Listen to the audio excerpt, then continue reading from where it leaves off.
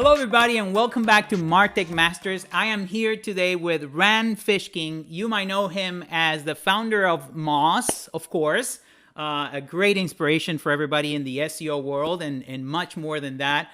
He's the writer of Lost and Founder, a painfully honest field guide to the startup world. We're going to talk about a little bit about that. And he's now the co-founder and CEO of SparkToro. Hey, Rand, this is amazing having you here. What a pleasure. What an honor. Thank you, sir, for being here today. How are you doing? Doing all right. Thank you for having me, Gabriel. Good to be here. Awesome. So why don't you tell, of course, I did a little introduction, but why don't you tell people a little bit about who you are and a little bit about your journey? Sure. Yeah. So you mentioned I started a company called Moz in the SEO space, which of course is a software company. I left Moz about almost 3 years ago now and started SparkToro, which is in audience intelligence and market research. So essentially trying to help people understand more about their audiences, whatever audience they want to reach and target with their marketing work or their product work. So SparkToro is designed such that you can search for any group of people on the web and get data back about their aggregated behavior. You know, what do they follow? What do they listen to? What do they pay attention to? What do they watch? What do they subscribe to? What do they talk about? What hashtags do they use? What words and phrases would you find in their bio? All those kinds of things, which helps tons of marketers who are thinking, hey, how do I reach chemical engineers in the UK or landscaping specialists in Los Angeles County or people who are interested in Dungeons and Dragons in Canada, and SparkToro can tell you what podcasts they subscribe to and what YouTube channels they listen to and watch and which websites they visit and what social accounts they follow so that you can do good marketing in all of those places. And this company, we just launched in April of 2020, AKA the worst time to launch a new business in 100 years. But despite that, things are going pretty darn well. And I obviously my previous career as sort of a conference speaker has been relatively curtailed, but I love joining folks like yourself for informal chats like this. That's awesome. And again, SparkToro can help you build an audience, can help you find email addresses, very, ABM type kind of situation where you need to find people in a specific industry or following. Or if you have a podcast, you can find who is listening to these people or try to find audiences that might match with yours.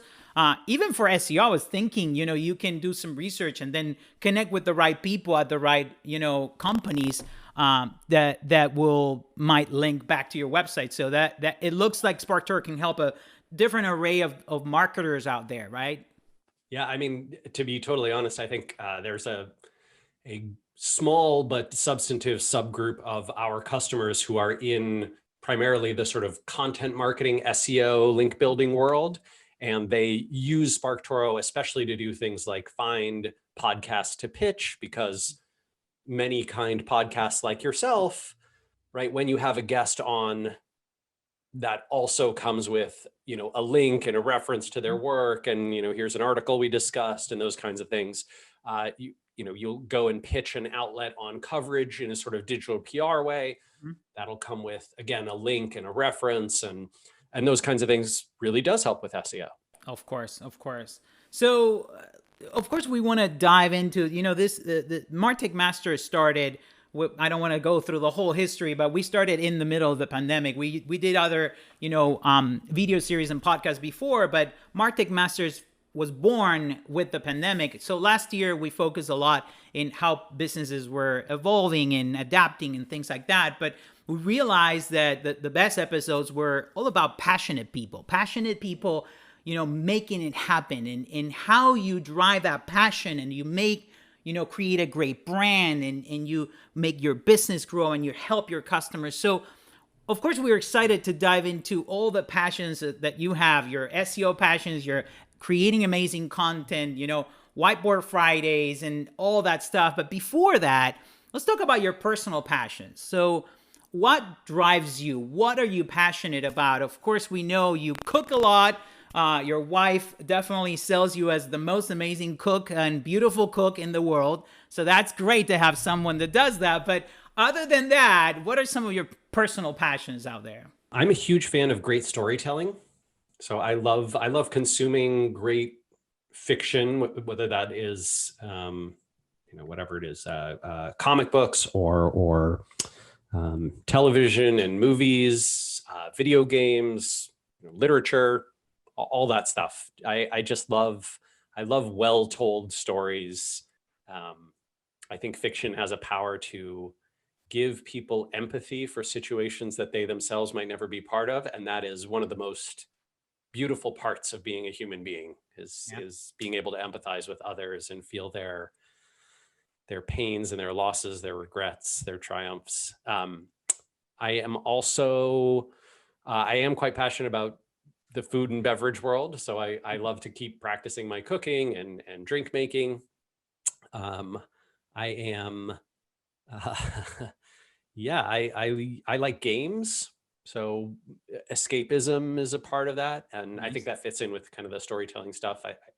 Someday, maybe in some future career post Spark Toro, if it's very successful, I'd love to maybe even get into game development. That's It's a awesome. fascinating world. Maybe a D&D um, game development situation there. I think I'd probably do something more in the computer video game world, Mhm. just because I have a passion for sort of that programming scalability. That's awesome. And again, looking back at the cooking, um, and how you share that on social media, it's also that personal side of you that makes you relatable and makes us connect in a human way to you and your brand and your businesses and everything else. So we're always thinking about that connection between the person and the business and the brand, and how personal branding is also important in the business world. So I mean, I think, the weird part about that to me, Gabrielle, is I sort of intentionally try and share things that are not related to my professional world, and not with the intent of building up a personal brand around of it, course. right? So like, I'm not trying to show off like, oh, I'm perfect and you can be too, or like, look at all this amazing. There's sort of that world of like influencers where they, have this entrepreneurial culture of, I don't even know what to call it, kind of worship Mm-hmm. and one-upsmanship. Mm-hmm. And I don't like that at all. Like when I share cooking stuff, it's sort of like I had fun making this, and maybe you'll have fun making it too.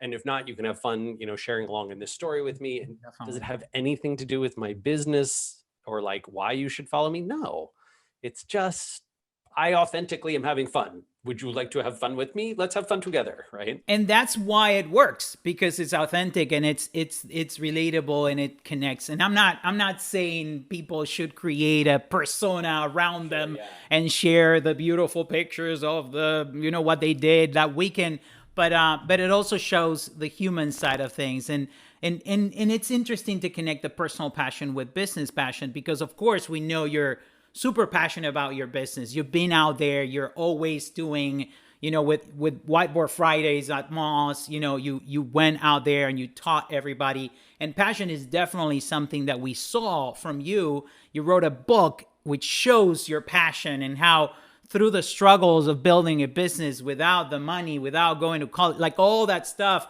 you definitely need passion. So the question is, how important is passion in business to you? It's odd because I don't love the raw money making financial passion side of entrepreneurship, which I think is unfortunately very dominant in business and startup culture. I think that there are real reasons why people are incredibly fearful of being anything less than, you know, incredible, super wealthy. The country we live in is brutal to people without money. Mm-hmm. It's even brutal to the middle class. Like it's rough. So It's built on these things too, right? We're built on capitalism, and money needs to drive everything, right? yeah, so I have empathy for that. I understand why people worship and follow those folks. I understand why entrepreneurial culture sort of celebrates billionaires over everything else. Hmm, And also, I'm really turned off by it. Right? I definitely. hate that that's what we worship. I understand it, but I hate it. And I, for me, the passion that I have around entrepreneurship and business is creating something new that did not exist previously, that helps people accomplish something in new and interesting and fun ways that, sort of I get to design. Like it's that creative storytelling side of me. Um, I think, look, if it were more financially lucrative, I'd be an artist. Right? Like, I'm not good at it. I'm a terrible artist. I can't really draw or paint or sing or create music or those kinds. But I love the incentives and the model of art. I love the creative side. Just that stuff is awesome to me. That's what appeals to me about entrepreneurship. And I think when it comes to passion, I find a lot of affinity with people who share that mentality.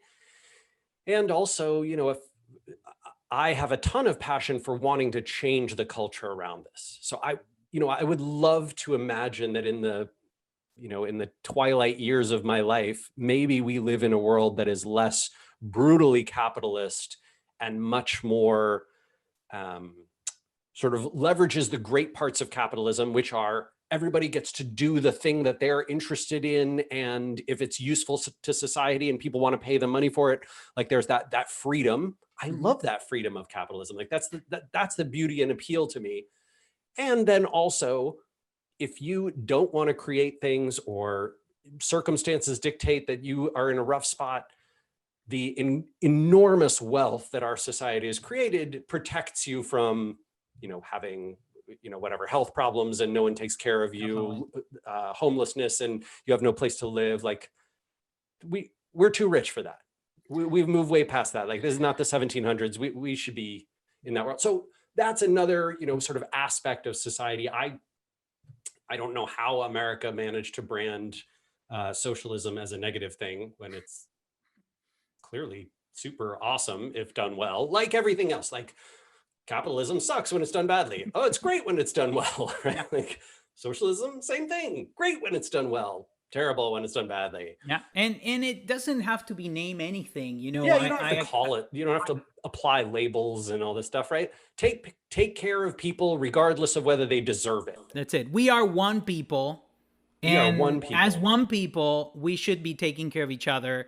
And if someone has a ton of money and someone doesn't have any money, there should be some balance there. And it doesn't have to be called something so we can separate each other again.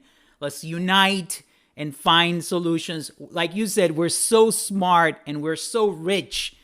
We're so abundant. This universe and this world and this country, we're so lucky to be so abundant that there should be solutions. And I love that you have that as passion of yours. I've always had that as a in the back burner, is like, how do we unite, how do we become one? And of course we're living through crazy times, and that could be a whole different podcast we can go over in that rabbit hole some other time. But definitely I see the world you're talking about from my perspective, and I want to be part of that world. And I see your passion for, taking down the big, corporation. And I see your passion for, fighting Google and Facebook, and maybe not fighting, but giving tools to the little guy like SparkToro to actually, or Moz, because in the end, Moz was all about coming up on the first page of Google, getting your business, grow your business and all that stuff.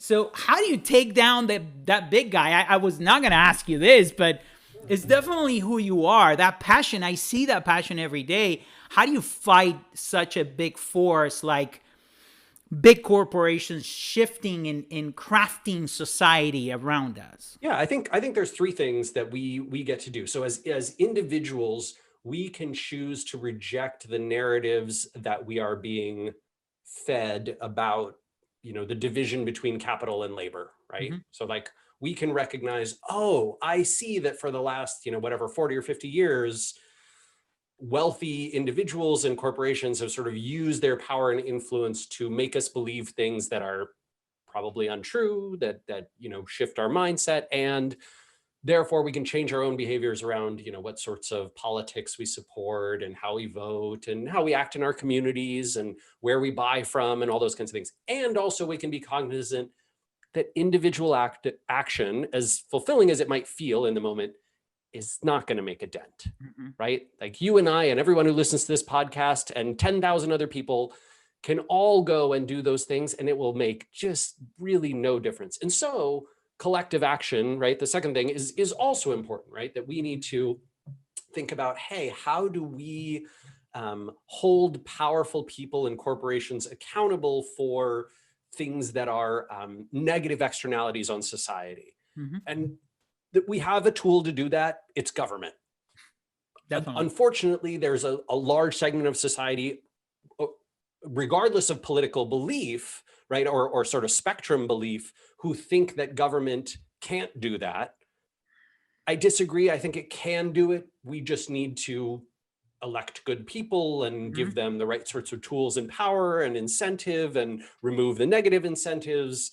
And then I think it's possible, right? And if we collectively as a society can take those actions, there are wonderful things. And then the third thing we can do is with our businesses and our dollars. And that's where Moz and SparkToro, right, the business that I built that have tried to do that, right? So SparkToro is a reasonably good example, right? Where essentially Casey and I recognized, hey, all these dollars are flowing into online advertising, flowing into marketing, and they're almost exclusively going to Google and Facebook, right? Yeah. Because these two companies have this sort of duopoly over online advertising.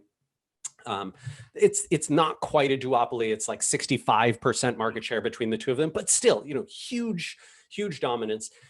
What if we could empower creators to earn the marketing and advertising influence and dollars by making advertisers and brands and companies aware of the audiences they capture, right? The fundamental reason that you or I might go to Facebook and say, here, take $100,000 a month of mine and like show my ads to these people, is because Facebook has the ability to show it to what we think are the right people. Audience, yeah. The right audience. And so fundamentally, if we could figure out where that audience went, right, what they pay attention to, we could funnel some amount of that $100,000. Maybe we take 30,000 of those dollars and sponsor these podcasts and sponsor these websites and, sponsor that event and run this run a partnership with another firm and sponsor this email newsletter and all these kinds of things, right?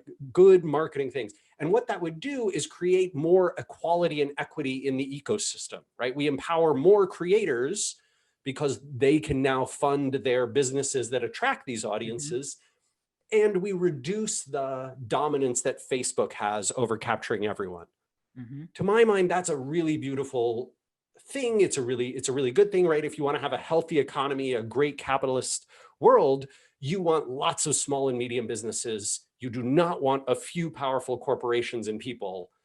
That's where you tend to get all the bad effects. And so those are kind of the ways that I think about taking my personal beliefs and values and helping people, regardless of their political beliefs, right, around whatever, where they are in the spectrum, but helping to create a more fair and equitable economic and positive incentive environment. And we've seen all the horror stories where you run an ad and all of a sudden the ad is being shown in some crazy website that shouldn't be shown, and your money is going to things that we don't even think should exist in the 2020, 2021. So that's also another thing, is protecting your dollars and protecting your brand from not being part of crazy things that you don't even know are happening because you're just throwing dollars at Google and Facebook and expecting that they will govern those things and they will do the right thing and not support a crazy website that, I don't know, it's racism or, and that happens all the time, right? Unfortunately, I am not the expert on this subject, but you should, if you want, I'm happy to connect you with Nandini Jami, who the co-founder of Sleeping Giants, and Please. check my ads. And Amazing. she's like, basically, she and her co-founder have uncovered all these just incredibly weird worlds of brand safety companies, right? Which have these filters that prevent your ads from showing on what they deem to be negative news stories. So you go to the New York Times and there's a story about, rioters at the Capitol building, like what happened yesterday. And a brand says, I don't want to be associated with that story. But then you go to, whatever, white supremacist website 101, and and there's this, maddening and infuriating website that funds these extremists, but their story about, I don't know, some Twitter conversation, your ad is getting shown there programmatically because the filtering process in Google and Facebook is so archaic, so Kafkaesque, right? In terms of how to figure out how to control that. And that's by intention, right? So Google and Facebook and tons of other ad tech companies are funding, hate and division and misinformation and disinformation and propaganda. And then also preventing that funding from going to, not that the New York Times is like needs all your money, right? But preventing and essentially, creating incentives for news organizations to not publish important pieces on controversial topics because they won't get money for them. So you are getting a really messed up media and advertising ecosystem. I saw some folks tweeting like, it's really weird to be in the ad tech world and realize that, the events of yesterday, right? The storming of the Capitol building is kind of your fault, right? Like in ad tech, you were showing ads, you were showing content that you shouldn't be showing. You should govern what's happening there. And of course, people are going to say that the right is their right to say whatever they want. But one thing is to say something, and the other thing is to promote and get money, right, through those mediums. That's exactly right. And in many ways, right, the if you are someone who supports sort of conservative beliefs in the United States, 5 or 6 years ago, almost all the actions of the last 3 or 4 years would have seemed absolutely abhorrent and unacceptable to you. And so the question is, how do people fall down that sort of radicalization hole? And the answer is algorithms that optimize for engagement and news feeds and a media ecosystem that's supported by advertising technology to incent that sort of behavior is what creates that massive division, right? And so I think it is very, very clear that ad tech indirectly and without intention, mostly, for the most part, right? With the possible exception of Facebook's decisions, some of Facebook's decisions, and Twitter too. That essentially that ecosystem is responsible for the creation of this. And so as advertisers, you have to take some responsibility for that, and you have to audit your ads.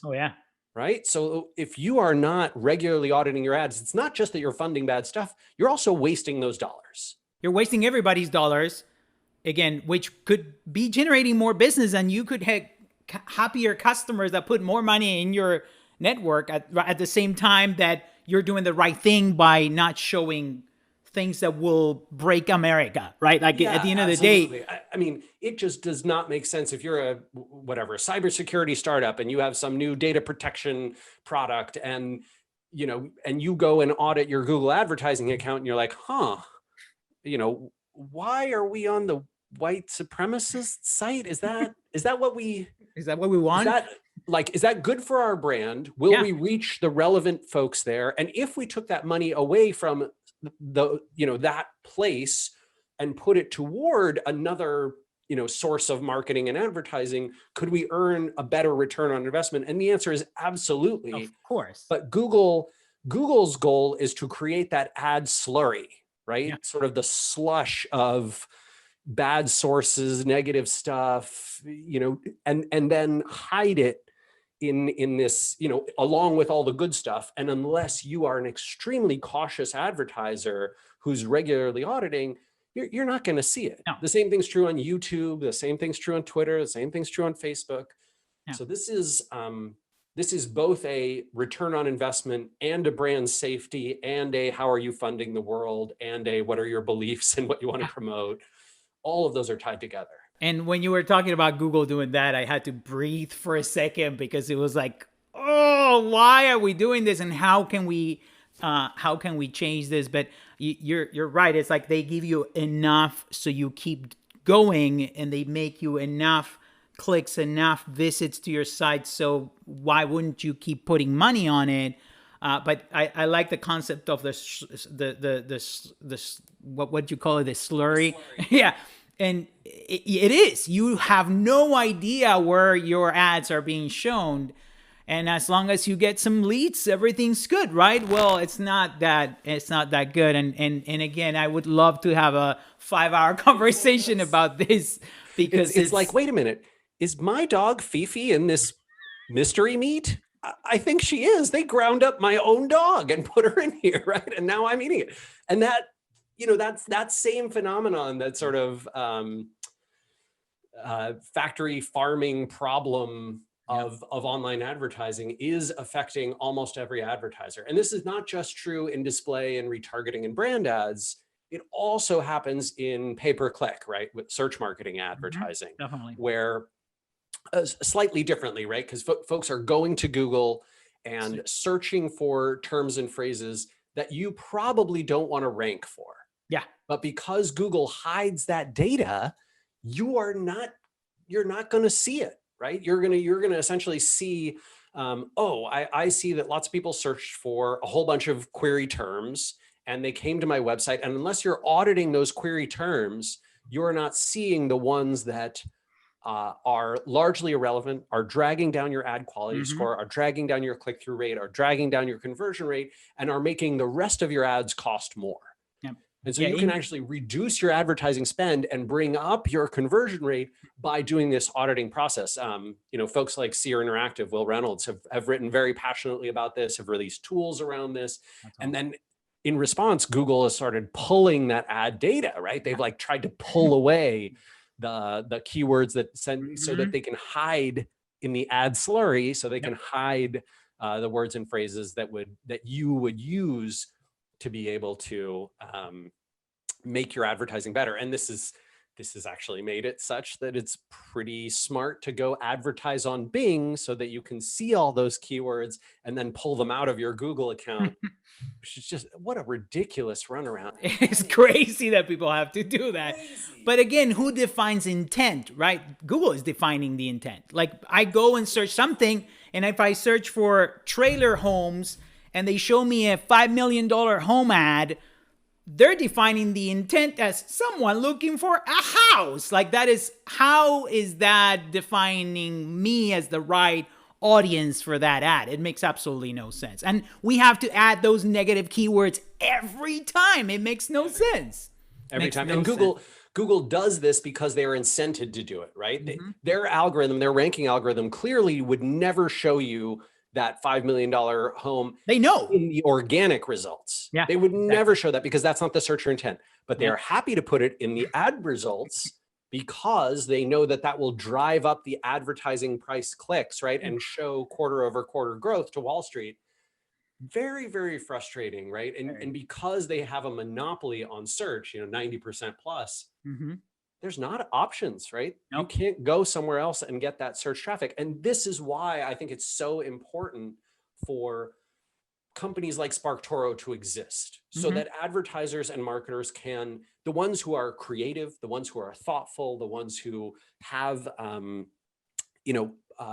this desire to earn better return on investment, can go find their audiences, figure out where they pay attention, and go do marketing of all kinds, organic, paid, partnerships, whatever, in those spaces, and earn a far better ROI than their competitors who are just throwing away dollars on Google and Yep. Facebook ads into the slurry. And it's like the same thing as buying local, right? Like you're connecting with smaller businesses that need the money, that need the support. Such a great thing.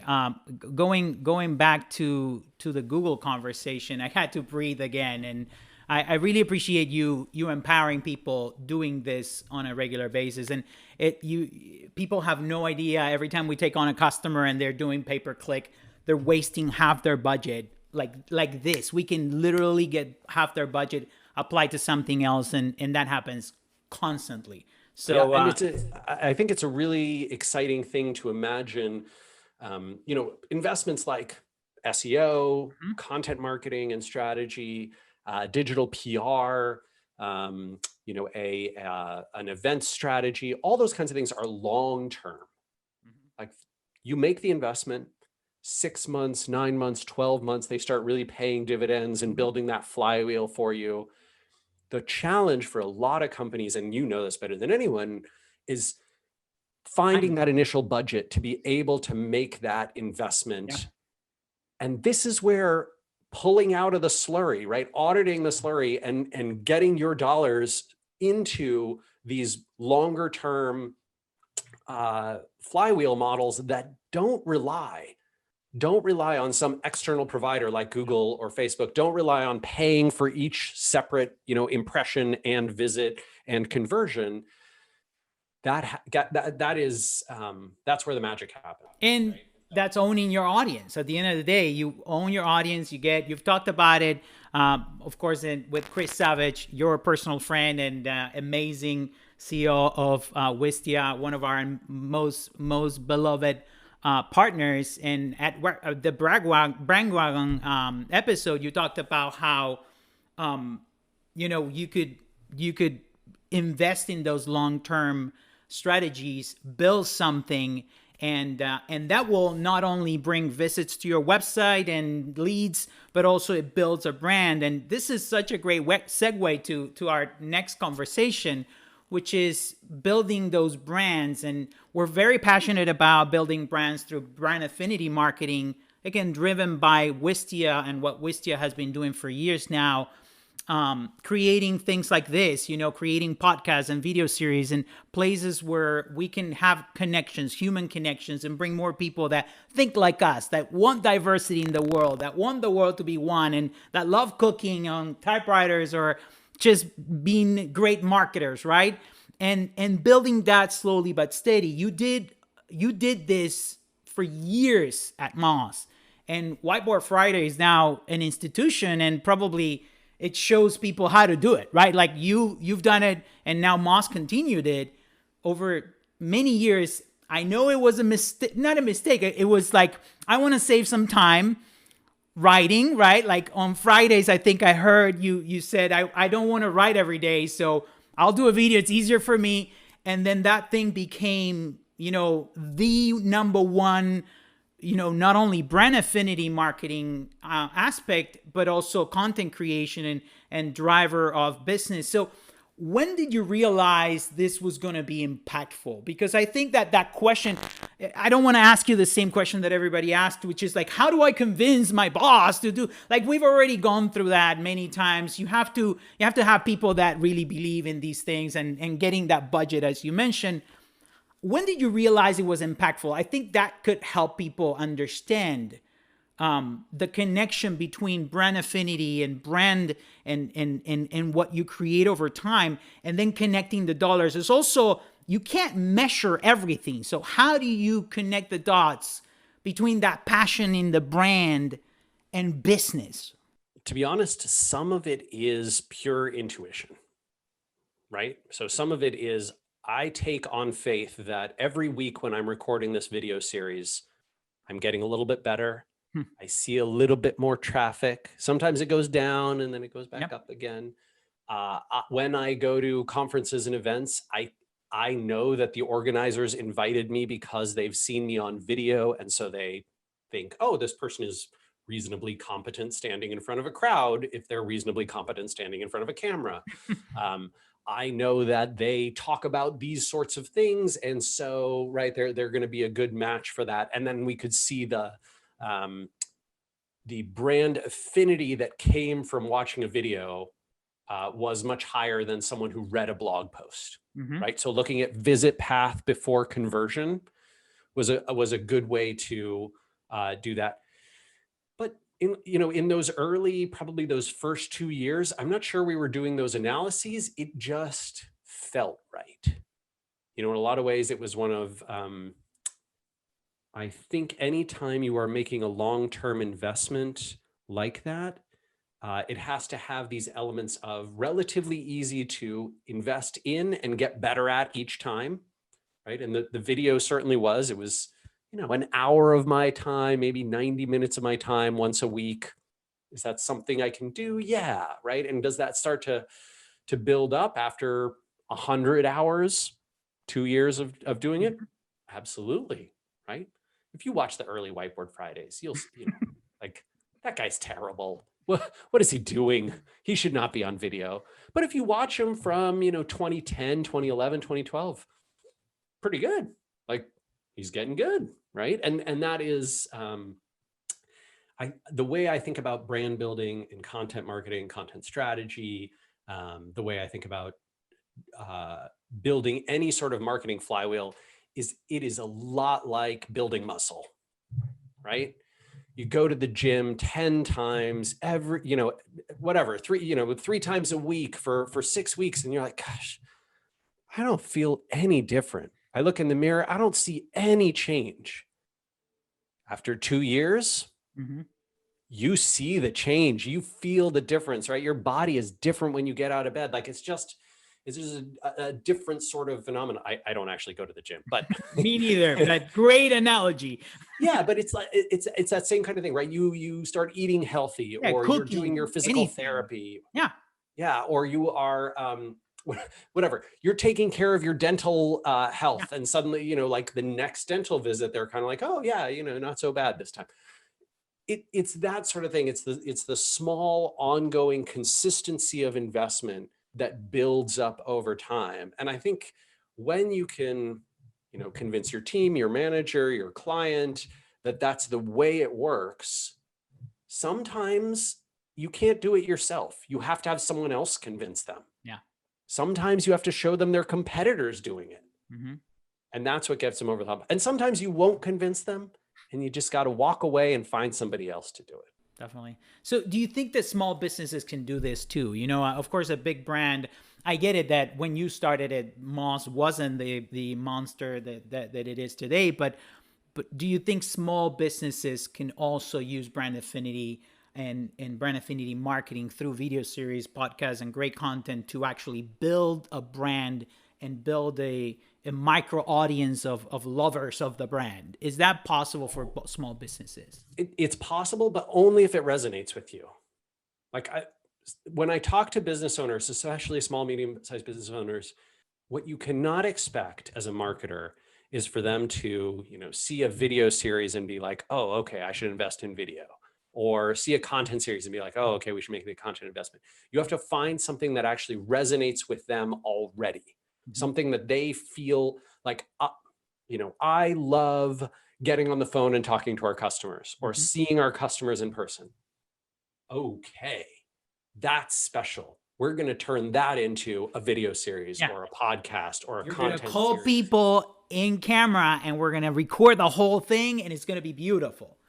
Right. Exactly. Or potentially, oh, okay, you're really great at getting on the phone and having those one-to-one conversations. That's the kind of marketing we're going to do. It's going to be a little more enterprise, B2B, one-to-one, sales tactic. Fine, right? Go. Find the thing that works for that person. Don't try and force an outside, like, hey, product. Check out look how amazing it is to build up a big fan base on TikTok. No. Yes, I heard your story. I heard what you think about TikTok, and I agree with you.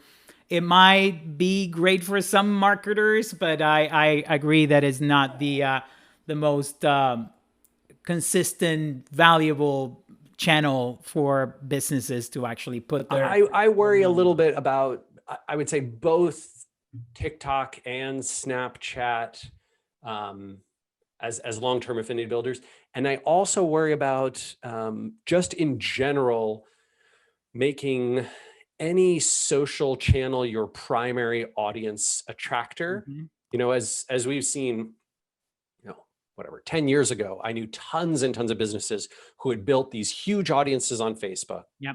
I say huge, whatever, thousands of people, tens of thousands of people on Facebook. And audience reach was 10%, 11%, 12%, right? So you put up a post and like 1,000 of the 10,000 people who saw it, who followed you, would see it. And you're like, oh, this is great. I'm just going to Let's keep building. Put all the money here. And now nobody sees your posts unless you pay for it. You know, when it fell to 2%, Yep. all these marketers were like, oh no. When it fell to 1%, when it fell to 0.5%, today the average Facebook organic page reach is 0.09%.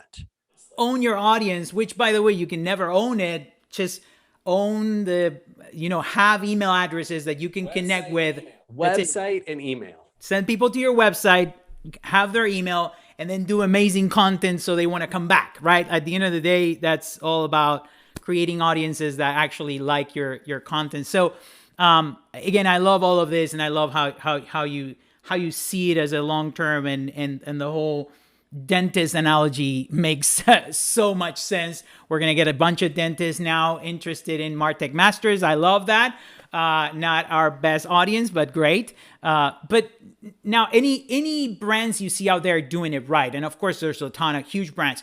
Any brands in the small, medium, large business industries, anybody doing it really, really well. We know Wistia, of course, is a pioneer in all these things, and they continue to do podcasts and new things. But any other brands that you've seen doing it great out there?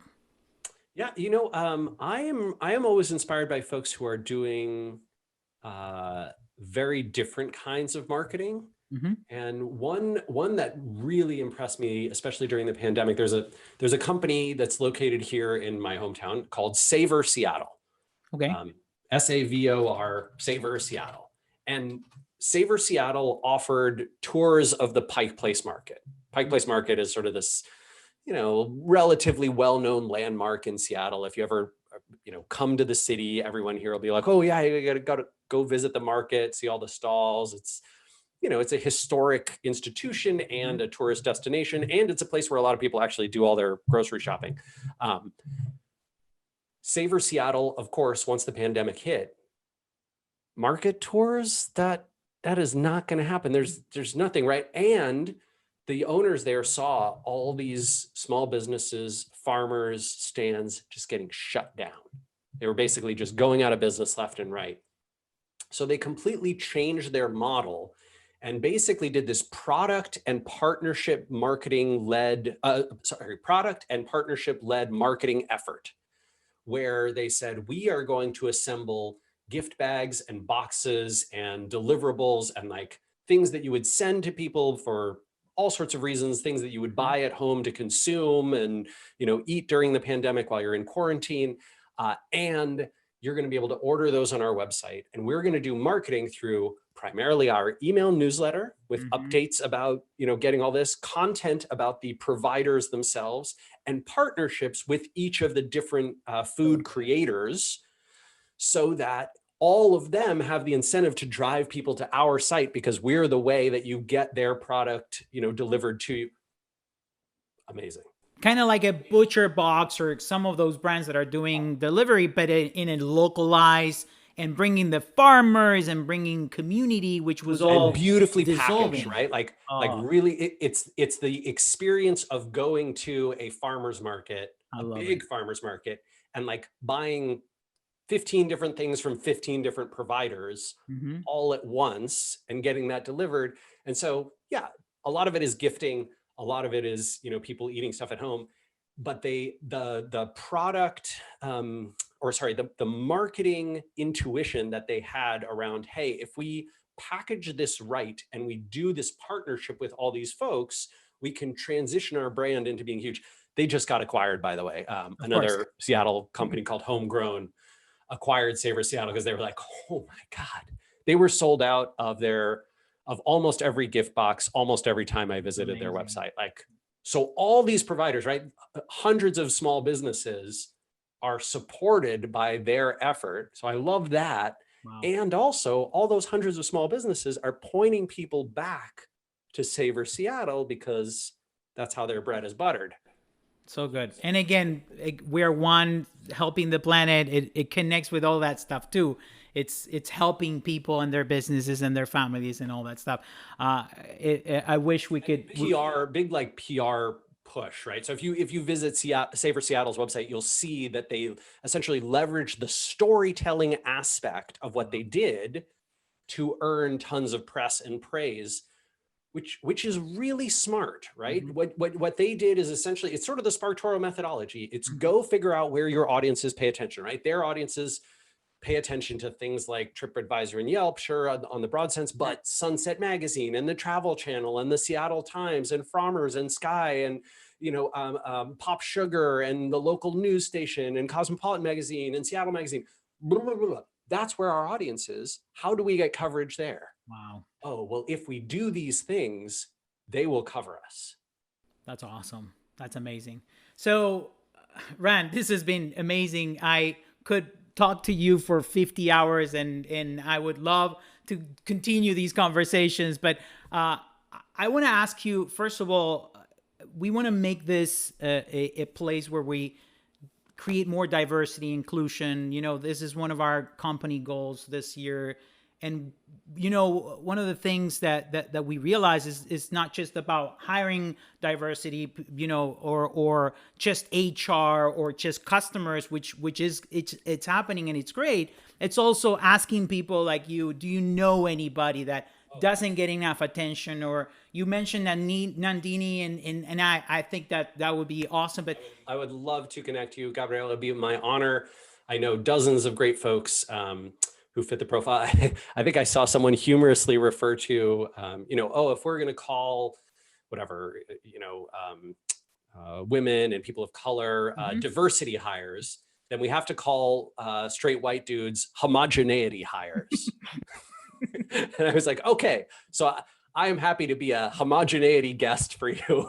And I would love to introduce you to some folks that's amazing. who can help on that front and who I think will make even better guests than I've been. That's awesome. Anybody you want to mention right now that people should follow on either podcast absolutely. or social media, or anybody doing great things? Yeah. If you're looking for folks who are, especially talking about marketing topics, I really, really like and recommend Asia Matos, who's Arangio as well. She is now on the Moz board of directors as well, but runs Demand Maven out of Atlanta, and talks about a lot about SaaS marketing, early stage marketing, helps a lot of startups. Nice. Really, really smart. Great person to follow. If you're in the SEO space and you haven't already, I was on the XMO Marketing podcast with Andy Jarvis out of Ireland. Awesome, great guy, really, really smart. I already mentioned Nandini Jami in the brand safety world. I think the world of her. On the analytics side, Mary Owusu, which is at Analytics Mary on Twitter, is a great follow. I can send you tons more. Awesome. Thank you again. You know what? If you go to my Twitter account and you click on follows, there you go. It's not a bad list. You'll find some homogeneity follows too, but definitely. Rand, it has been an honor. You have been an incredible inspiration for us over the years as an SEO agency, as a marketing agency, as a growth agency, and as people that want to help people. You have been inspiring us, helping us, teaching us, mentoring us, and I want to thank you for all of that. Of course, thanking you for being here today. Anything else you want to say? This is your moment. We don't have so much time, but anything you want to promote, anything else you want to tell everybody out there? Oh gosh. If folks want to give Sparktoro a try, it is free. We have a forever free account and you can just go sign up and run searches and see if that's useful. And of course, if I can be helpful in any way, you can drop me a line. I'm rand@sparktoro.com. Thank you, Rand. Stay safe out there. And let's hope the world continues to grow into one people, right? Fingers crossed. Take it easy. Have a good one, all right? Take care. You too. Take care. Bye-bye.